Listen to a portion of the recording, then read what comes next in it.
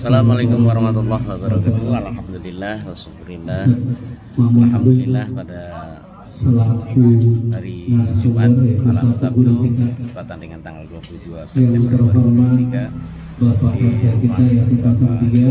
Ahmad di RW 03 dan juga pada kesempatan ini kita akan melaksanakan ngalih mudah-mudahan bermanfaat untuk kita semua. Mari kita akan bismillahirrahmanirrahim. Maupun jamaah dari RT 0403. Tak lupa yang tahan pintinya, kami selaku warga RT 0403 mengucapkan ribuan terima kasih kepada DKM Masjid Kubah yang tak henti-hentinya untuk mensupport pengajian ngalim ini di wilayah RT 0403.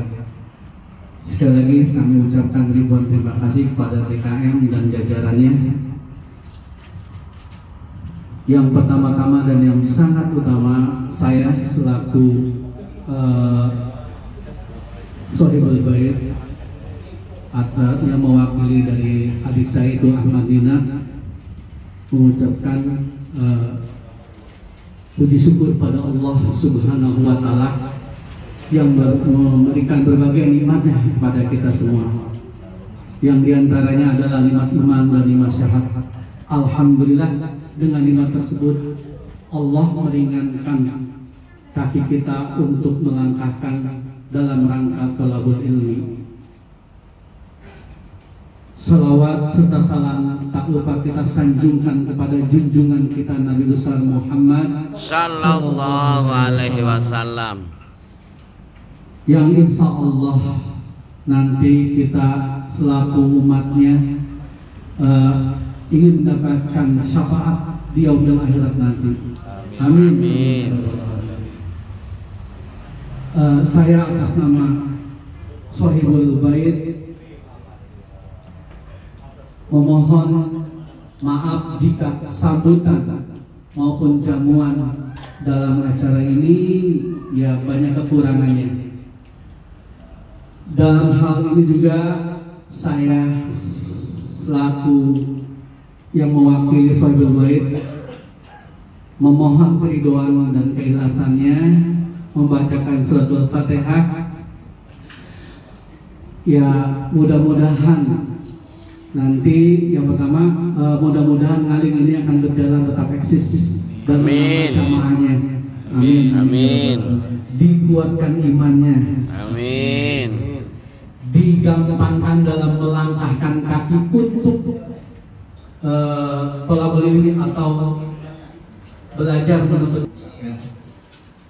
Dan yang kedua juga saya memohon kepada jamaah untuk membacakan surat Al-Fatihah, yaitu untuk kedua orang tuanya, yaitu Bapak Haji bin Hajidi dan juga Haji Asma binti Bondeng, dan umumnya kepada para jamaah ahli kubur. Al-Hadiniya wa lakulitin Al-Fatihah. A'udzu billahi minasyaitonir rajim. Bismillahirrahmanirrahim. Alhamdulillahirabbil alamin arrahmanir rahim maliki yaumiddin. Iyyaka na'budu wa iyyaka nasta'in ihdinas siratal mustaqim. Siratal ladzina an'amta 'alaihim ghairil maghdubi 'alaihim waladdallin. Amin. Mungkin itu saja sambutan dari tuan rumah. Saya wabillahi taufiq wal hidayah. Assalamualaikum warahmatullahi wabarakatuh. Jamaah yang dimuliakan Allah Subhanahu wa Ta'ala, alhamdulillah pada malam hari ini kita menikmati, mensyukuri nikmat yang Allah berikan kepada kita. Hadir di tempat yang terbaik ini adalah bagian dari kita mensyukuri nikmat-nikmat yang Allah berikan kepada kita. Mudah-mudahan adanya kita di tempat yang paling mulia ini, Allah muliakan kita. Amin. Allah limpahkan kebaikan kepada kita. Amin. Allah jadikan kita serta keturunan kita orang-orang yang mencintai ilmu. Amin. Amin Ya Rabbal Alamin. Salawat serta salam kita sampaikan kepada Nabi kita Muhammad Sallallahu alaihi wasallam, Nabi yang menjadi uswah kita dalam menjalani hidup dan kehidupan ini. Jemaah yang dimuliakan Allah Subhanahu wa taala, masuk surga itu sebetulnya gampang apa susah? Gampang. Gampang ya? Gampang. Masya Allah. Udah ngaji soalnya. Nih, kalau sudah berani ngomong masuk surga gampang, berarti udah punya tiket yang mudah-mudahan. Amin. Dan ternyata memang masuk surga itu mudah. Karena Allah tidak pernah menyulitkan hamba-hambanya. Allah begitu sayang kepada hamba-hambanya.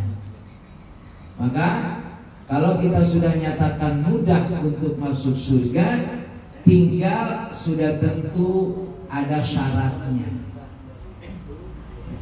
Masuk surga mudah, cuma ada syaratnya. Pertanyaan berikutnya, syaratnya mudah apa enggak? Nah, itu dia. Masuk surganya insya Allah mudah, tapi syaratnya mudah atau tidak? Kita lihat riwayat yang menjelaskan masuk surga mudah. Ya, jemaah yang dimuliakan Allah Subhanahu wa taala. Qala al-faqih haddatsana al-Khalil ibnu Ahmad, haddatsana Abu Bakr as-Sirat, haddatsana Abdullah al-Hakim ila al-akhir. An Rasulillah sallallahu alaihi wasallam qala, laqad dakhala rajulun al-jannata ma amila khairan qattun ila tauhid. Qala li ahli hina hadrahu al-maut, idza ana mutu fa ahlikuni binnar summa hakuni sumadaru nisfi fil bahri wa nisfi fil barri. Falamma mata fa'alu dzalika fa amara Allah taala al-birra wal bahra fajama'ahu wa qala ma hamalaka ala ma sanata qala ma khafatuka ya rabbi fa ghafara Allah lahu bidzalika. Walaupun hadis ini tidak berarti harus diikuti secara lengkap, ya. Kenapa demikian? Baik, seseorang masuk surga dan dia tidak banyak melakukan kebaikan. Masuk surga tapi tidak banyak melakukan kebaikan. Illa tauhid, kecuali dia meyakini Allah itu satu. La ilaha illallah, Allahu ahad, Allahus samad. Itu yang menjadi modal. Dia tidak banyak berbuat baik, tapi yakin betul Allah wahid, la ilaha illallah. Qala li ahli hina hadrahul maut, ketika dia mau meninggal, dia berkata kepada keluarganya. Apa yang dikatakan kepada keluarganya? Idza ana mutu fahrikuni binnar. Ini jangan ikuti nih. Kalau saya besok mati, bakar aja sama api. Oh Allah. Ya, dia orang ketika mau meninggal masih bisa ngomong, ya. Dia berpesan kepada keluarganya, kalau saya nanti mati, bakar saya, ahrikuni. Kemudian debunya Sebar. setelah dibakar kan ada debunya tuh, ya. Debunya ini nisfi fil bahri wa nisfi fil barri. Separoh dibuang ke laut, separohnya dikubur di tanah. Lagi jangan diikuti, jangan. Coba nanti ada hikmah dari hadis ini, ya. Separohnya dibuang di laut, separohnya dibuang atau dikubur di tanah. Falamma mata fa'alu dzalika. Matilah orang tadi, datanglah kematiannya, betul dibakar oleh keluarganya sesuai dengan apa yang diminta ketika masih hidup. Fa amarallahu ta'ala al-birra wal barra fajama'ahu. Kemudian karena kemarin dibakar, ya, debunya dibuang di laut sebagian dan sebagian lagi dikubur di tanah. Lalu Allah menyuruh kedua debu di tanah dan di bumi ini suruh kumpul lagi. Artinya menjadi manusia lagi lah, sebut saja begitu. Setelah berkumpul tadi, ditanya oleh Allah, kan hidup lagi nih. Ditanya oleh Allah, ma hamalaka ala ma sonakta. Apa yang mendasari kamu, kok kamu minta dibakar oleh keluarga kamu? Allah bertanya, kenapa kamu minta dibakar oleh keluarga kamu? Apa jawabannya, Pak? Makhafatuka ya Rabbi. Saya ini dosanya banyak. Dosa saya terlalu banyak, padahal Engkau banyak memberikan nikmat kepada saya. Saya takut betul ketemu Engkau ya Allah. Jadi ketika ditanya, dia jawabnya takut. Itu takutnya masih hidup. Dia sadar betul menjelang kematiannya dosanya terlalu banyak, tapi dia takut kepada Allah. Emang ada yang berani sama Allah? Nggak ada. Hah? Ada yang berani sama Allah? Adalah. Ya, Allah manggil, Allahu Akbar, Allahu Akbar. Ya, azan di mana, perginya kemana? Ya, mancing ya, Pak. Setan itu setan. Tahu setan nggak? Hah? Tahu? Ya, setan itu kalau dengar adzan dia kabur. Itu dia. Ya, setan begitu Allahu Akbar, Allahu Akbar, lari dia. Kabur, menjauhi di mana suara itu ada.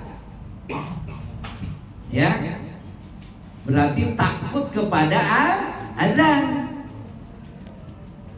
Ada manusia begitu? Banyak. Dan begitulah. Ya. Kita kalau memang manusia, adzan itu manggil siapa? Manusia. Manggil manusia. Ya. Kemarin saya jelaskan adzan kan? Ya. Jadi begitu adzan, kalau kita menjauhi di mana tempat adzan berarti kita nggak jawab Pak. Ya, saya cuma nanya doang, dijawab. Ini Pak bedanya. Nah, ketika orang tadi dibakar, ya, penyebab dia dibakarnya membayangkan saya ini banyak dosa. Dosa saya terlalu banyak. Dan Allah banyak memberikan nikmat kepada saya. Besok saya ketemu dengan Allah. Waduh, gak berani dah. Takut saya. Tapi akhirnya ketemu juga, ditanya oleh Allah, kenapa engkau melakukan seperti itu, menyuruh saudara engkau minta dibakar? Apa jawabnya? Makhafatuka ya Rabbi. Saya takut betul ketemu engkau ya Allah. Dengan jawaban ini, faghafarallahu lahu bidzalika. Akhirnya dosa-dosa yang banyaknya diampuni oleh Allah Subhanahu wa taala. Bisa diikutin Ya? dong. Nah, kita harus ngikutin ini, tapi jangan ngikutin bakarnya. Apa hikmah hadis ini memberikan pelajaran kepada kita? Harus ada rasa takut kita kepada Allah. Kalau Allah memerintahkan satu amalan, kita meninggalkan, tapi tetap ada rasa takut walaupun nggak ngerjain. Ya kan? Tetap ada rasa takut walaupun tidak mengerjakan apa yang Allah perintahkan. Tetap. Jadi jangan sampai kita meninggalkan apa yang Allah perintahkan, rasanya hati aman aja, tenang aja. Nah, ini masalah. Mungkin kita memang belum sanggup melakukannya, sebut saja begitu. Tapi rasa takut harus ada. Karena ketakutan kita kepada Allah adalah bagian dari kelemahannya kita di hadapan Allah Subhanahu wa ta'ala. Kalau saya kasih contoh begini, preman lagi tidur nih, preman lagi tidur. Kebetulan rokoknya ada di sampingnya, bapak ambil. Kira-kira begitu bapak ambil tuh ada nggak perasaan takut? Wah, jangan-jangan dia tahu nih kalau gue yang ambil. Kalau ada rasa takut, bisa jadi bapak tidak nyaman hidupnya atau rokoknya dibalikin. Ya kan, kira-kira begitu. Tapi kalau bapak merasa aman, tidak takut, ya biasa saja. Paling dia datang ke gua, kalau dia ngelawan ya gua jotos lagi, gua takut. Ini kalau bahasa dengan preman. Tapi ada rasa takut inilah menjadi kunci di dalam riwayat hadis ini. Artinya bisa saja orang melakukan kejahatan, keburukan, tapi tetap harus ada rasa takut. Koruptor itu takutnya sama Allah apa sama KPK kira-kira? KPK. Nah, salah dia. Tapi sekarang temenan. Ya. Sekarang temenan Ustaz. Nah, kalau dia merasa, ya gimana saya nggak korupsi, wong saya kemarin jadi pejabat ini modalnya sekian, saya harus balik modal. Tapi tetap dia merasa ada rasa salah, merasa ada rasa takut kepada Allah. Nah, yang jadi masalah, dia tidak takut kepada Allah, tapi takutnya ke KPK, takutnya ke polisi, takutnya ke jaksa. Nah, itu masalah. Nah, maka di sini jamaah yang dimuliakan Allah Subhanahu wa taala, ketakutan kita kepada Allah bisa jadi kita tidak melaksanakan apa yang Allah perintahkan, itu ada rasa takut kita. Bisa jadi kita melaksanakan apa yang dilarangnya, tapi ada rasa takut juga. Ini menjadi modal. Yang jadi masalah, kita meninggalkan perintah Allah aman-aman saja, melaksanakan larangan Allah aman-aman saja. Nah, ini dia. Jadi riwayat hadis ini memberikan satu pelajaran, harus ada pada diri kita rasa takut kepada Allah. Karena memang bisa jadi kita belum bisa melakukan maksimal, tapi apa yang menjadi sikap kita dari nilai tauhid ini adalah al-khauf ilallah, ada rasa takut kepada Allah Subhanahu wa ta'ala. Ya, jadi di sini kalau kita punya rasa takut, insya Allah, kemudian kita pahami rasa takut itu, insya Allah lama-lama kita merasa takut kepada Allah, kita berusaha melaksanakan perintahnya. Ada rasa takut kepada Allah ketika kita melakukan apa yang dilarangnya, bisa jadi lama-lama kita meninggalkannya.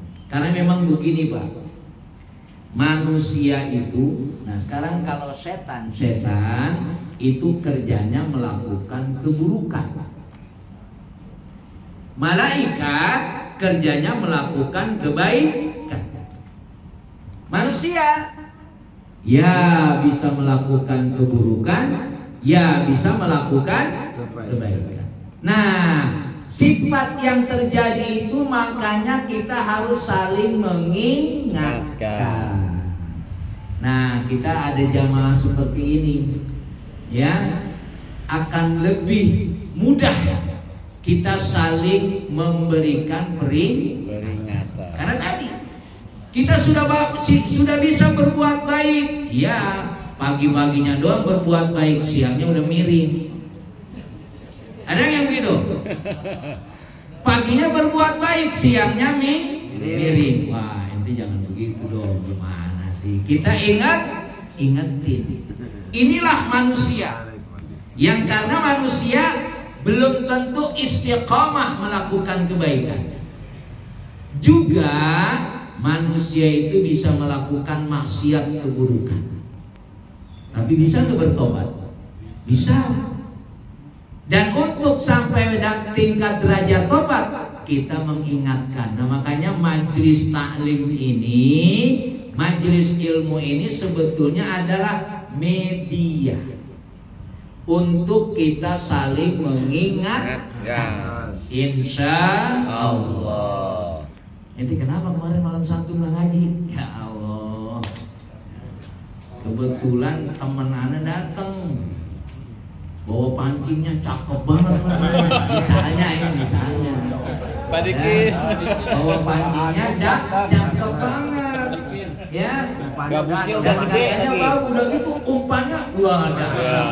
Ikannya udah gede-gede. Ya, rasanya nih kalau nggak ikut rugi. Kalau ngaji makan Sabtu besok masih ada lagi. Misalnya. Ya kan? Di sana. Di sini nggak ada. Jadi kemungkinan itu terjadi, tapi ya gitu ya udah nggak ada sedikit, tapi besok banyak. Kan, besok insya Allah lah ngaji. Kita jangan bosan.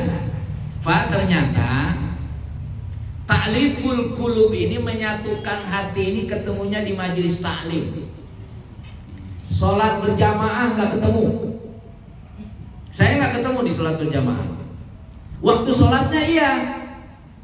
Imam ruku, makmum Ruku. Imam sujud, makmum Sujud. Begitu assalamualaikum, baru bubar. Saya belum melihat. Tapi justru ketemunya di majelis taklim. Ya. Walaupun ketemunya tidak setiap hari, tapi taklimnya lebih gampang. Coba perhatikan. Ya. Mungkin saya tidak tahu, sebut sajalah di sini, di Royal 2 di sini, di Jamaah Kuba. Saya nggak yakin kalau semuanya hafal itu teman-teman yang di situ. Karena ada juga yang salah, begitu selesai, assalamualaikum langsung Cus. Allahumma lantas jalan. Iya, Allahumma lantas kabur. Tapi beda kalau setiap Sabtu ada taklim, ya kan? Ya, setiap Ahad ada taklim, dia hadir. Apalagi mau makan bareng-bareng, itu akan ketemu itu suasana takliful qulub. Ya, menyatukan hati. Walaupun sebetulnya hikmah dari sholat berjamaah itu adalah menyatukan hati, tapi saya melihat belum berhasil. Sehingga Allah menyatakan tahsabuhum jam'an wa qulubuhum syatta. Kelihatannya saja kompak padahal hatinya berpecah belah. Apa bukti kompaknya? Imam ruku, makmum Ruku. Imam sujud, makmum sujud. Ada nggak yang beda antara imam dan makmum? Nggak ada. Pasti nggak ada. Tapi saya belum melihat ada kebersamaan di situ. Saya belum melihat ada kekompakan dalam suasana berjamaah. Tapi baru kelihatan nanti ketika acara seperti ini. Taklim yang kita lakukan walaupun tidak setiap hari seperti sholat berjamaah, itu ternyata menyatukan hatinya lebih gampang. Apalagi yang demen ngisep. Itu cepet banget akrabnya itu, saya lihat itu. Ya, gampang banget, betul itu. Udah ya, pinjam saya rokok, perhatikan minum itu. korek lagi. Dan dia langsung menuju tempat kolu, merokok dulu. Wah. Saya perhatikan ada karena memang sering ketemu dan begitu mudah. Krek, rokoknya langsung dibuang. Ada yang datang satu. Ada rokok nggak? Ada. Wis. Suasana akrabnya dahsyat. Terlepas ada orang yang bilang haram, tapi di situ ada suasana beda. Ini kan sekarang ini soal bagaimana kita merasa satu dengan yang lain, menganggap saudara. Innamal mu'minuna ikhwatun fa aslihu baina akhwaikum. Kita ini harus merasakan satu dengan yang lainnya saudara. Maka kalau ada kesalahan pada saudara lain, kita saling islah, saling damai, saling mengingatkan. Apalagi jamaah yang dimuliakan Allah Subhanahu wa ta'ala, suasana taklim yang kita lakukan seperti ini, kita kuatkan lagi dengan sholat berjamaah 5 waktu. Masya Allah. Ya, suasana seperti ini akan memberikan segala keberkahan kepada kita. Ya. Kita ini kan gampang ributnya daripada gampang damainya. Benar. Tapi kalau suasana seperti ini kita jadikan saling menyatukan. Kita memang diberikan oleh Allah kenikmatan yang banyak dan berbeda, tapi kita pandai mensyukurinya. Ketika ada musibah kita sabar, lalu orang lain saudara mendengar, ada apa dia? Kita bantu dan begitu berikutnya. Maka alhamdulillah, saya yakin kalau suasana taklim ini terus seperti ini, semakin hari semakin banyak jamaahnya, keberkahan Allah akan turunkan di tempat ini. Amin. Karena jamaah yang dimuliakan Allah Subhanahu wa ta'ala, masuk surga ini yang saya bacakan tadi gara-gara takut aja, ya. Padahal dikatakan di sini ma'amila khairan qattun, belum banyak dia lakukan kebaikan, belum, tapi rasa takutnya ada. Makanya besok kalau Sabtu nanti ada pengajian, Bapak nggak hadir di rumah, Bapak nggak tenang tuh. Waduh. Gelisah. Padahal AC udah 3 dipasang, masih gerah aja nih bawahnya. Ya, kenapa masalahnya? Ini ada pengajian saya nggak datang nih. Itu berarti sudah sampai pada tingkat al-khauf gitu. Masya Allah. Tapi ada ngaji-ngaji bodo amat lah, yang penting gua tidur enak. Hati-hati. Malaikat mau datang aja nggak ampun tuh. Ya, tapi kalau kita dalam keadaan begitu masih ada rasa takut, insya Allah ini gambaran, Pak. Makanya kalau Bapak bilang tadi masuk surga gampang atau sulit, ternyata gampang. Hadis yang lain, saya masih kasih yang sulit, yang gampang-gampang dulu nih, ya. Wa taqra'u qala ilahi in kana sawabuka lil muti'in wa rahmatuka lil mudnibin fa inni wa in kuntu lastu muti'an la arju sawabaka fa amma minal muslimin fa arju rahmatak. Dikatakan, ya Rabb, ya Tuhanku, kalau ya bahwa pahala itu buat orang-orang yang taat, ya kan, orang yang taat dapat pahala. Oke, ya. Dan rahmat itu buat orang-orang yang berdosa. Rahmat itu buat orang-orang yang berdosa. Fa ini wa in kuntu lastu muti'an. Saya ini bukan orang yang taat. Berarti dikasih pahala enggak sama Allah? Enggak taat. Enggak kerja pengen gaji, gimana ceritanya? Ya. Ketika kita taat dapat pahala, tapi wa inni lastu muti'an la arju sawaba. Tapi walaupun saya ini tidak jadi orang taat, tetap saya pengen pahala dari Engkau ya Allah. Masya Allah. Oh. Tapi bilang rada kagak beres kan, tuh gimana kagak kerja pengen dapat gaji lu. Tapi tetap, karena memang Allah ini maha segala-galanya, saya memang bukan orang yang taat, tapi tetap saya mohon kepada Engkau ya Allah pahalanya. Fa'ana minal mudnibin. Saya memang orang yang banyak dosa. Lalu apa yang diharapkan dari orang yang banyak dosa? Fa'ana arju rahmatak. Maka saya membutuhkan rahmat Engkau, karena pahala itu buat orang yang taat. Sedangkan saya bukan orang yang taat, orang yang banyak dosa. Apa yang saya harapkan dari Engkau ya Allah? Mohon rahmat. Jadi tetap bagaimanapun nakalnya kita, ya, artinya orang yang berdosa itu orang nakal, sebetulnya gampangnya gitu. Tetap saja saya nggak akan minta ke dukun, enggak. Tetap saya minta kepada Engkau ya Allah. Nah ini dia nih, tauhidnya di sini nih, ya.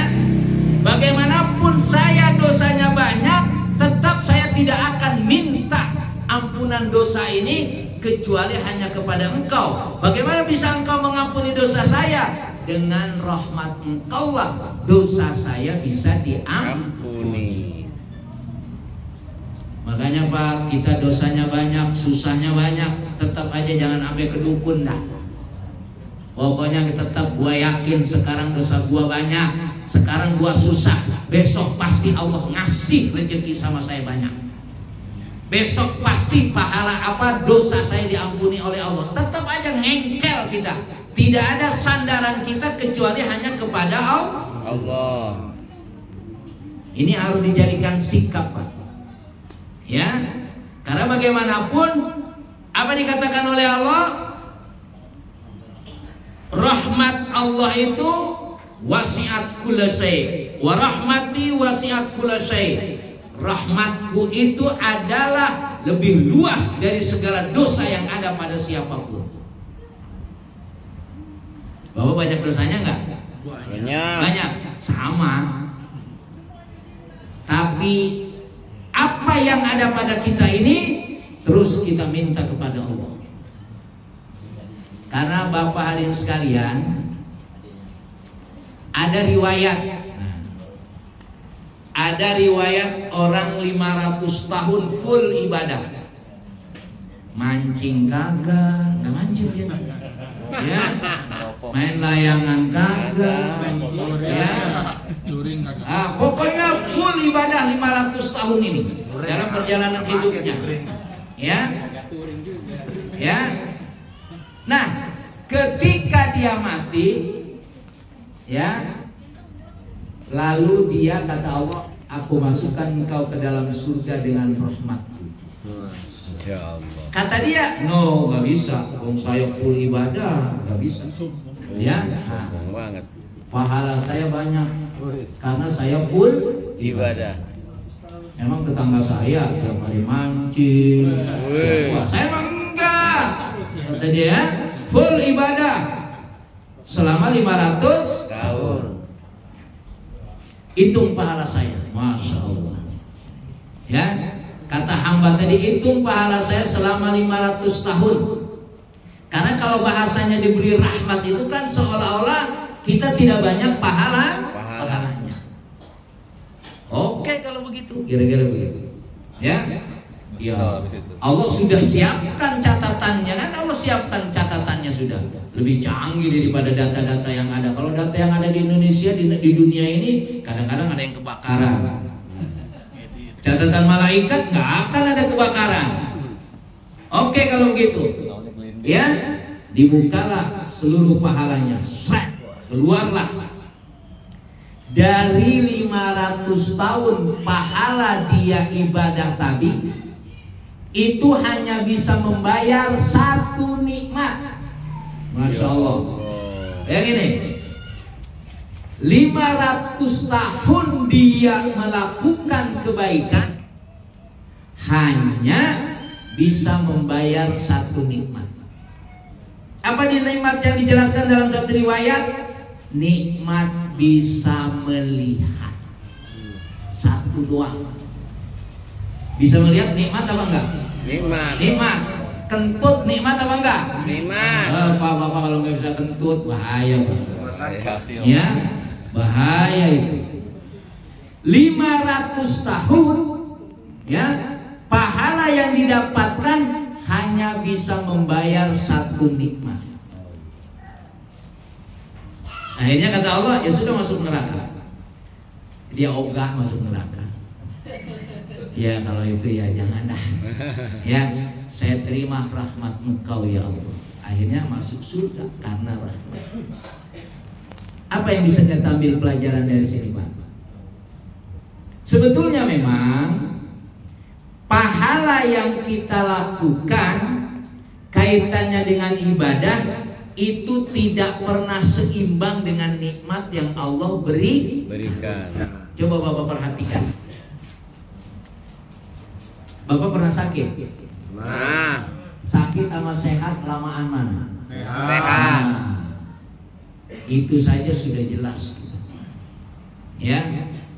Kalau bahasanya kita merasa susah hidup ini, sebetulnya kalau dihitung-hitung antara susah sama senang, insya Allah banyakan senangnya. Minimal kalau lagi susah pas tidur lupakan susahnya. Iya kan? Iya. Tidur malam, tidurnya lebih lama. Pas bangun tidur susah lagi ya, lain lagi dah ceritanya. Tapi intinya kesusahan, kesulitan itu lebih sedikit. Maka sampai orang yang 500 tahun full ibadah tadi itu tidak bisa masuk surga. Alasannya kenapa tadi? Karena nikmat yang Allah berikan lebih banyak daripada pahala yang dia dapatkan. Bayangin, pahala 500 tahun hanya bisa membayar pahala satu Nikmat. Padahal wa in ta'uddu nikmatallahi la tuhsuha. Dan kalau engkau menghitung nikmat-nikmat Allah, engkau tidak akan mampu menghitungnya. Inilah yang menyebabkan, Pak, pahala banyak seapapun pahala kita tidak akan pernah bisa masuk kita ke dalam surga kecuali dengan rahmat Allah. Wa dzakara anhu qala ilahi khalaqtal jannata wa ja'altaha walimatan li awliyaika wa aisat al-kufar minha wa khalaqta malaikataka ghairu muhtajina ilaiha wa anta mustaghnin anha wa in lam tu'tina al-jannah faliman takunul jannah. Pokoknya kita kalau minta sama Allah udah minta apa aja. Kalau bahasanya biarin, emang gua kagak pantas masuk surga. Pokoknya gimana gua minta sama Allah, pokoknya masukin aja Allah ke surga, kira-kira gitu. Ini apa yang dijelaskan di sini? Ya Rob, engkau sudah ciptakan surga. Sudah ciptakan surga. Wa ja'altaha walimatan li awliyaika. Dan surga ini menjadi tempat kesenangan buat orang-orang yang takut kepada engkau. Pak, jadi nanti kalau di surga, masya Allah, senangnya luar biasa. Ya, tahan dulu, tahan. Di dunia kita nggak boleh minum khamar. Di surga nanti boleh. Ya Allah. Di surga kita kagak boleh, bukan kagak boleh, kagak berani. Punya bini dua aja kagak berani. Di akhirat di surga boleh. Sabar aja, sabar ya Allah, gue pengen surga, gue pengen punya bini dua nih. Ini nggak ada ibu-ibu kan, ada juga di dalam, nggak apa-apa. Ya, Nggak dengar. sebetulnya gue pengen punya bini dua lagian boleh kata Allah juga. Pengen gue punya bini tiga boleh kata Allah juga. Pengen gue punya bini 4 apalagi boleh kata Allah juga. Cuma takut kokoprak doang. Ya, nah nggak apa-apa, dah sabar Pak. Nanti di akhirat kita boleh milih. Masya Allah. Ya, sabar ya, sabar. Insya Allah dapat. Kata Allah tadi, ilahi khalaqtal jannah. Engkau sudah menciptakan surga dan engkau jadikan surga itu adalah untuk kesenangan. Wa isatil kufar minha. Sedangkan orang-orang kafir udah mereka putus asa, enggak mungkin masuk surga. Orang kafir sudah putus asa tidak mungkin masuk surga. Wa khalaqtal malaikata ghairu mutajina ilaiha. Engkau juga sudah menciptakan malaikat. Ya, malaikat mau masuk surga, udah. Ya biasa aja, yang dia pasti ke sana larinya. Ya. Dia udah gak aneh kepada surga itu.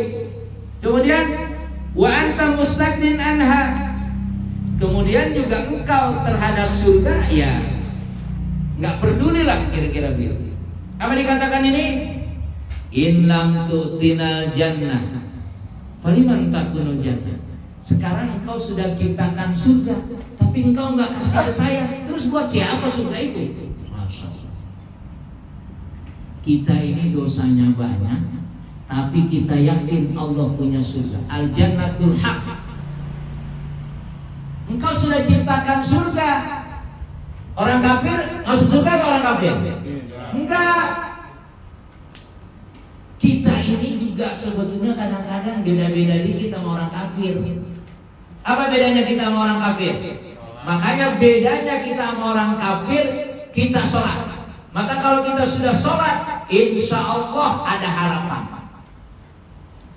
Jadi jangan sampai kita hidup ini mengaku umat Islam meninggalkan sholat. Itu bedanya. Lu kagak sholat tak? Kagak. Berarti lu apa? Kafir dong. Jangan sholat dong. Ya, orang kafir sudah tidak ada harapan lagi ke surga. Makanya orang beriman ini, engkau sudah ciptakan surga ya Allah. Dan surga itu akan diberikan di tempat kesenangan buat orang-orang yang takut kepada engkau. Ya, malaikat sudah gak heran sama surga. Engkau sudah ciptakan surga. Kalau engkau gak kasih kepada saya surga, buat siapa? Malam-malam bangun di malam. Ya Allah, benar sih saya banyak dosanya. Ya, tapi kan besok saya mati juga ya Allah. Engkau sudah ciptakan surga. Surga itu buat siapa? Udah kasih aja sama saya. Orang kafir gak mungkin. Ya, kasih aja surga sama saya. Walaupun saya banyak dosanya, makanya maafin ya Allah. Enak banget jadi orang muslim. Ya, kata Allah, oke lah kalau begitu. Kenapa Allah demikian? Karena Allah punya sifat Ghafurur Rahim. Nih, ini nikmatnya. Makanya Bapak hadirin sekalian, saya sering bilang, dua tempat jangan sampai tidak dinikmati. Satu majelis taklim, kedua masjid. Kuburan mantan terakhir aja. Itu juga tempat enak itu. Ya, di kuburan enak gak Pak?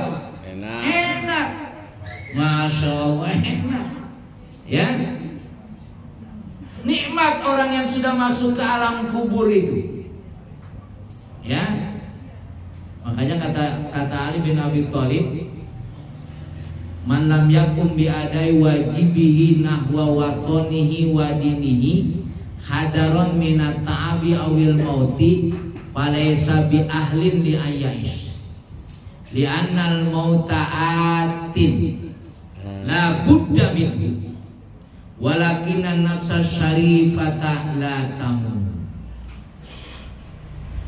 Siapa yang tidak mau berbuat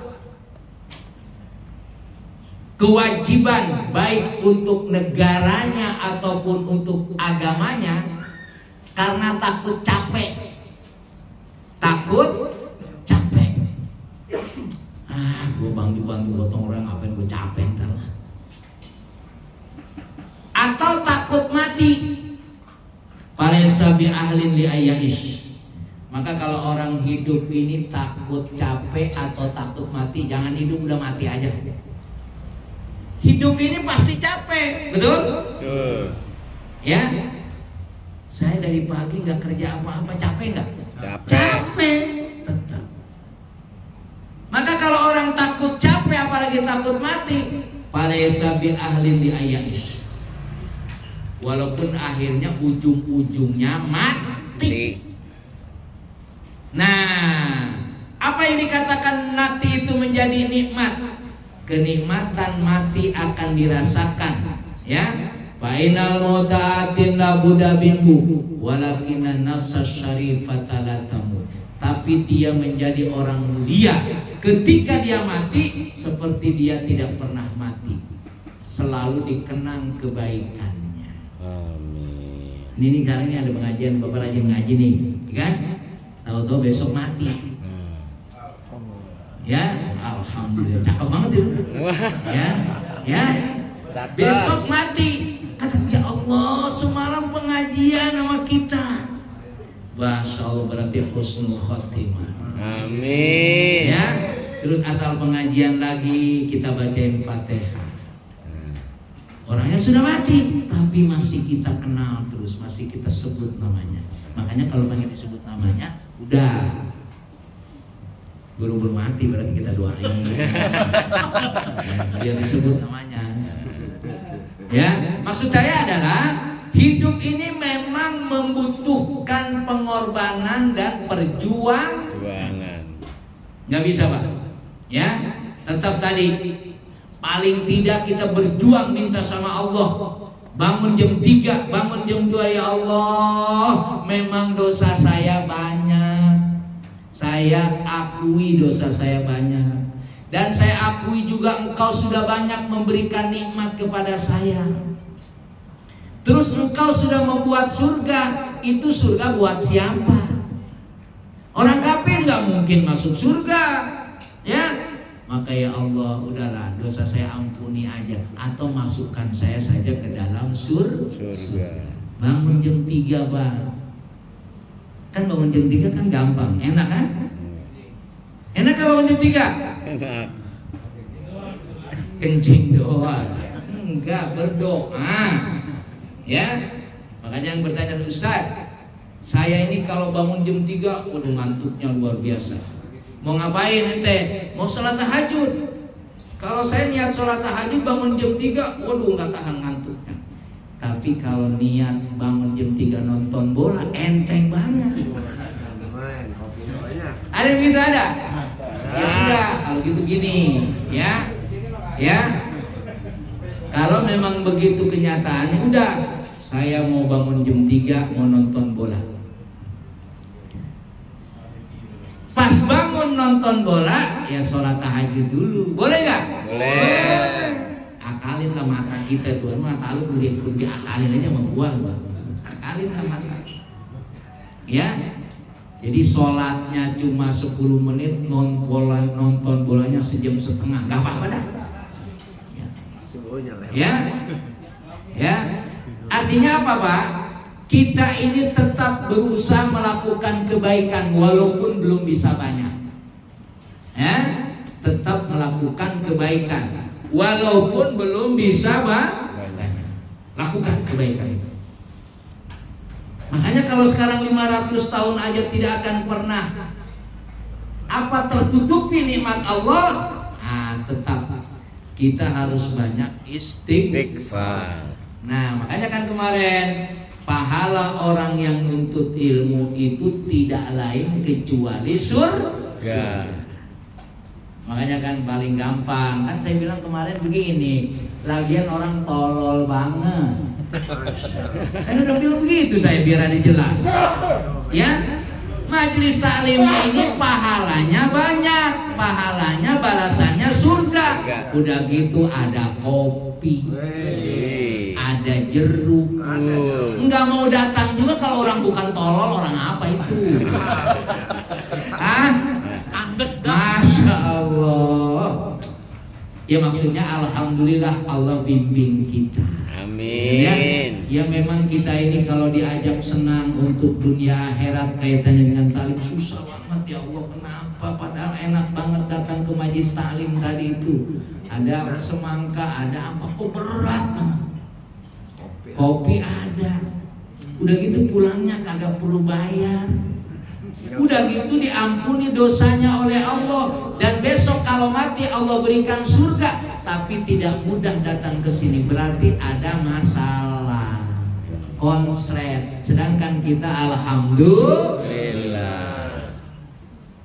Maka mudah-mudahan apa yang kita lakukan di tempat ini dan pindah satu tempat ke tempat yang lain. Nah, sebetulnya malam Sabtu ini malaikat udah nggak bingung datang ke sini.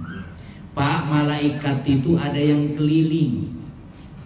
Kalau di sana ada orang kumpul tentang zikir, sedang berbicara tentang keislaman, dia mampir. Makanya besok 2 minggu yang lalu di mana lagi? Di rumah siapa? Bilang malaikat besok bukan di sini lagi, biar nggak muter-muter dia, ya, insya Allah datang. Pak, ini di tengah kita ada malaikat, jangan salah. Insya Allah. Jamaah yang dimuliakan Allah Subhanahu Wa Taala. Jadi sebanyak apapun dosa kita, kalau kita menyadari akan dosa kita dan terus kita mohon kepada Allah rahmatnya, selesai sudah. Karena Allah maha segala ampun, memberikan ampun. Bahkan sampai ada dalam riwayat, andaikan seluruh manusia ini gak punya dosa, aku habiskan mereka, aku matikan semuanya. Kenapa? Berarti maha ampunnya gak ada artinya ini. Makanya kita selalu bilang, lu punya dosa gak? Punya, gak apa-apa, kata Allah. Karena aku maha pengampun dan maha penyayang. Tapi jangan bangga, bukan dosa gue banyak, tenang, Allah juga masih ngampun. Maksudnya dosa kita ada, terus kita berusaha untuk mohon kepada Allah diampuni dosanya dan kita bertobat. Lagi udah 50 tahun mau lagu apa lagi? Ya udah, ya. Apalagi udah 60 tahun.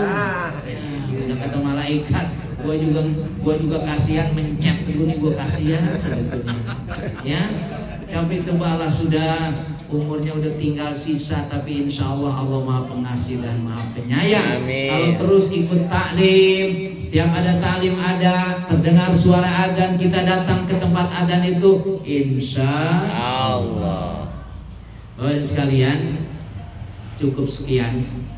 Mohon maaf, saya ini habis ini ada acara lagi memang. Kemarin juga sebetulnya saya pikir nih malam ini diganti, ternyata saya punya utang juga malam Senin. Ya, akhirnya mohon maaf, setelah ini saya pamit. Ya, karena saya ditunggu nih malam ini ada pengajian di tempat saya soalnya lagi. Ya, di tempat saya, bukan di tempat yang lain. Ya, jadi mohon maaf ya. Ini bagian dari apa yang saya sampaikan, mudah-mudahan rahmat Allah berikan kepada kita. Amin. Memang kita punya dosa ya Allah, Allah juga tahu kita punya dosa. Amin. Tapi juga kita kudu ngaku, jangan bilang begini, Allah juga tahu gue punya dosa, ntar juga diampunin sendiri. Enggak, beristighfar banyak-banyak. Ya, berusaha dengan amal soleh. Tetap kita juga harus berbuat. Insya Allah. Innahu huwal ghafurur rahim. Saya kira ini pertanyaannya nanti bulan depan. Amin. Ya, mudah-mudahan bulan depan artinya kita masih panjang umur. Dan begini, ya bulan depan kelamaan. Emang lu mau mati besok? Bulan depan nanti kita berdoa, mudah-mudahan ketemu lagi dan kita panjang umur. Mohon maaf, wabillahi taufiq wal hidayah. Assalamualaikum warahmatullahi wabarakatuh. Ya badi'as samawati wal ardi ya dzal jalali wal ikram. Amin. Waghfir lana dzunubana wa walidina warhamhum kama rabbawna shighara. Amin. Waghfir lil muslimina wal muslimat. Amin. Wal mu'minina wal mu'minat. Amin. Ya minhum wal amwat. Amin. Allahumma a'inna ala dzikrika wa syukrika wa husni ibadatik. Amin. Allahumma inna nas'aluka ridhaka wal jannah. Amin. Min sakhatika wan nar. Allahumma anfa'na bima 'allamtana wa 'allimna ma yanfa'una warzuqna uluman tanfa'una. Allahumma waj'alna wa auladana wa dzurriyyatina min ahli al-ilmi wal mali wal khair wa min ahli taqwa wa min ahli al-Qur'an wa min ahli sunnah bi rahmatika ya arhamar rahimin. Rabbana atina fid dunya hasanah wa fil akhirati hasanah wa qina adzabannar. Subhana rabbika rabbil izzati amma yasifun. Wassalamun alal mursalin walhamdulillahi rabbil alamin. Wassalamualaikum warahmatullahi wabarakatuh. Assalamualaikum warahmatullahi wabarakatuh. Alhamdulillah, demikian tadi kajian yang sama-sama sudah kita simak paparan dari guru kita. Mudah-mudahan ini mendapatkan ridho Allah Subhanahu wa taala. Dan kita insyaallah dipertemukan di kajian-kajian berikutnya. Dan mudah-mudahan para jamaah yang sudah hadir menoel tetangganya, temannya, rekannya, sehingga jamaah kajian 2 pekanan ngaling di sekitar Masjid Kuba ini akan bertambah banyak lagi. Sebelum kita tutup, kita akhiri, kami dari DKM Masjid Kuba seksi kajian mengundang para jamaah semuanya. Yang pertama adalah kajian subuh pekan keempat esok hari, yang insya Allah akan membahas tentang hadis arba'in, yang insya Allah akan disampaikan oleh Ustaz Haji M. Nasir LC. Untuk hari Ahad subuh pekan keempat kajian Al-Quran tematik yang insya Allah akan disampaikan oleh Ustaz